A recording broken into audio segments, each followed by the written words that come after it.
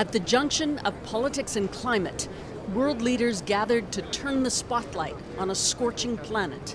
Part of this summit's ambition to motivate politicians to bust through resistance and tackle their own country's polluting habits.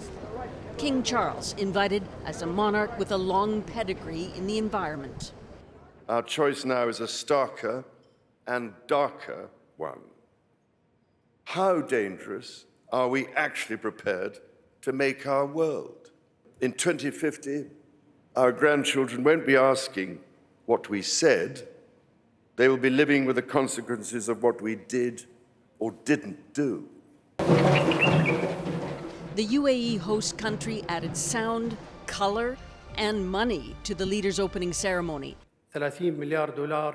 The Emirati president announcing a $30 billion fund with money reaped on oil to finance clean energy projects, especially in less developed countries. We cannot save a burning planet via fire hose of fossil fuels.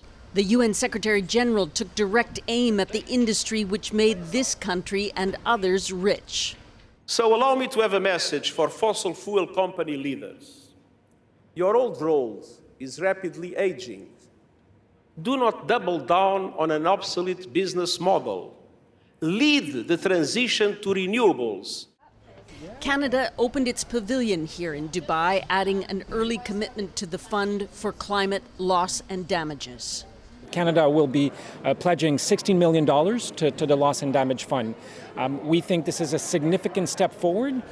But the toughest battle yet will be waged on curbing those fossil fuel emissions. So, Susan, where does the summit go from here? Well, this really was the big push, the public face of COP28, having all these heads of state here. Notable that some of the most powerful, the presidents of China and the U.S., did not come to COP this year. They're also some of the biggest emitters of greenhouse gases.